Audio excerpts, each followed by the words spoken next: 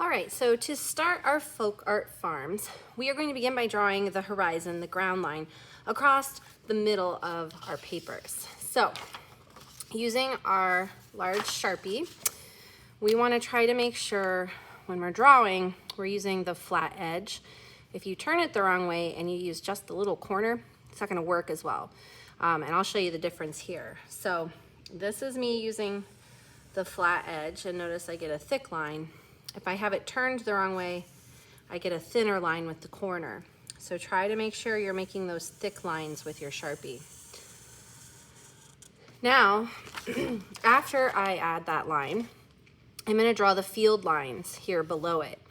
We want to make sure that when we're doing this, that we don't have too small of a space between the lines. So we're going to measure with our fingers. So we're going to basically put our 4 fingers down on the horizon line, and we're going to make a little mark right next to them. And then we're going to move our 4 fingers over. We're going to make another little mark next to them. And then we keep doing that all the way across the paper. And this little mark is going to help us make sure that we don't make them too close together. So now the one that's closest to the middle, if we make that one straight up and down, the other ones we actually want to make a little bit diagonal. So on this side, they'll go out this way a little bit, and on this side, they'll go out that way a little bit. That makes them look like they're vanishing back into the distance.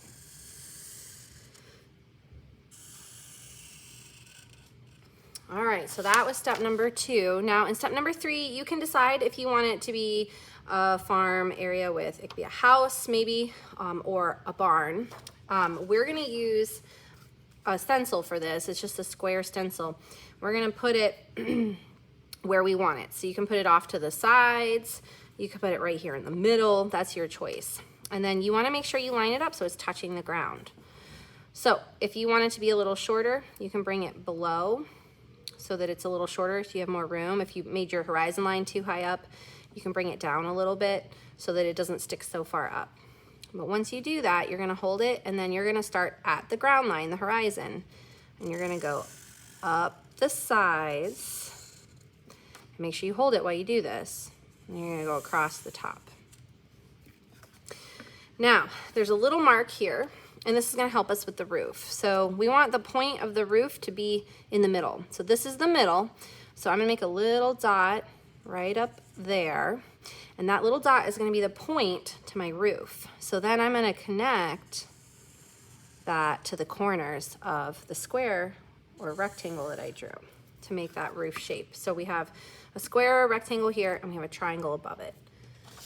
Now, if I want to decorate it to be a barn, I could add things like a barn door and a silo. Or if I want to decorate it to be a house, I can add windows and a door. So I'm going to make mine a barn. So I'm going to make a door. I might even add that little window for the rooster. And then I'm gonna add the silo kind of on the side here. Now, if you would like to make your barn or your house 3D, there is a way to draw the side of it as well. And when we do this, you'll notice that the side here is a rectangle shape. So it just kind of comes straight out and straight down. The roof is a little bit different. It still comes straight out from that top point, but then it has a diagonal line. So I'm gonna make a short straight line here, and then it's gonna go diagonal down to make that side of that, to make it look more 3D. Once you've finished that step, there's other things you can put in your picture. Just remember that some of these things need to be on the ground. They shouldn't be floating up here in the sky. So if they have a line drawn underneath them, that means they need to be on the ground. And then if they don't, like these things, then those are things you can put up in the sky. So I'm gonna make some, let's see, I'm gonna do a tree, and there's a couple of styles of trees here. There's a pine tree, kind of a puffy tree, and a round tree. So I'm gonna make a tree over here. So the trunk is on the ground, and then the tree shape is above it. And then I think I'm gonna make some hills maybe behind some things. Now over here, I'm gonna make a fence. And to do that, I'm gonna make the fence posts first, and then I'm gonna make the lines across. And then I think I'll put another hill kind of back behind the fence there. And I still need to decide on something for my sky. So I think for my sky, I'm gonna do a sun. I'm gonna draw a circle up here for the sun. If you wanna put the rays around it, you can do that as well. So now that I have all these things drawn, I am ready to paint the sky. That is the only thing that we're gonna paint today, because then we wanna let the sky dry so that we can paint the other things in our picture later. So I need to decide on my sky color, and I think that blue makes sense for this sky. So I'm gonna need my blue paint, my brush, and my water cup. All right, so when I get started painting, the first thing I need to do to make sure I'm doing a good job with my paints is I need to outline. So I'm gonna outline around the things that are not supposed to be sky colored. So I'm gonna get my brush wet. I'd swirl about 8 times on this temper cake. And then very slowly and carefully, I'm gonna outline right along the edges. I'm just dragging the brush along them gently, not pressing real hard, so that I protect them and I don't accidentally paint them later. And if I start to run out of paint, get a little more water, 8 more swirls, I can go back and add more. So I'm gonna go up around the tree because that's not part of the sky color.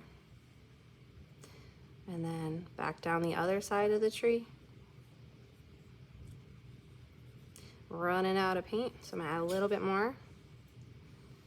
And then all the way to the edge. And there's one more thing. I do notice a white spot here. I need to outline around the sun because the sun does not make sense in blue. So I'm not gonna paint that part blue either. Okay, once those things are outlined, then I can fill in the rest of the sky. When I put the brush down, I'm gonna kind of wiggle it a little to spread the paint out. And really work to spread the paint and go off the edges and not leave any white spots. It's very important we're not leaving white spots in the sky.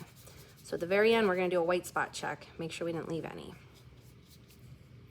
A little more water, a little more paint. Try and finish up my other spaces. And just remember, give the brush little wiggles. Don't go too fast. Just kind of spread that paint out. And then once that sky is done, we'll do our white spot check, and then we'll put it on the drying rack for today. All right, so if I look real careful now, I'm gonna start over here. I see a little white spot there, so I'm gonna fill it in with my brush. There's a little one on the edge there, so I'm gonna fill it in with my brush. Oh, there's a little one over here by the tree. I'm gonna fill that in with my brush. And then once I've done my white spot check, I stop for today and I put this away to dry.